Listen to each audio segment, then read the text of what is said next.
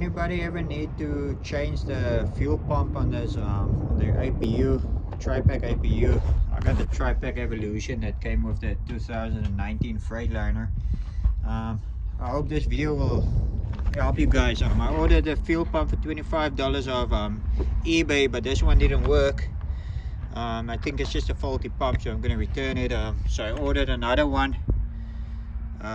This one came recommended by somebody on this page. This one ran me around, I don't know, $60 to $70, including taxes and shipping. I live in Ohio, and they shipped it from Texas, and it came in the mail. Like, it took them like 2 days. It took like 2 days to arrive. It's very simple. You just take off the covers, top cover, front cover where the door is, and then the bottom pan. That pan, fuel filter, fuel pump will be right next to the alternator. Here to the right, you see there's two screws there, or 2 bolts. Just take those 2 off.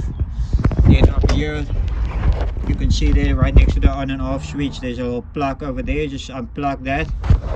That's just giving it a power to the pump. And let's get underneath here.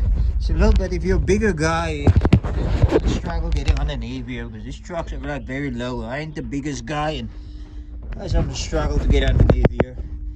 There's a line there, that's a 7/16. Just loosen that line, and then over there at that elbow, you just gotta turn this pump, and it'll come loose. First loosen this one, and then turn the bump, and it'll loosen that one. And up here where here at the back where that fuel folder is, like right on top, there's another bolt over there.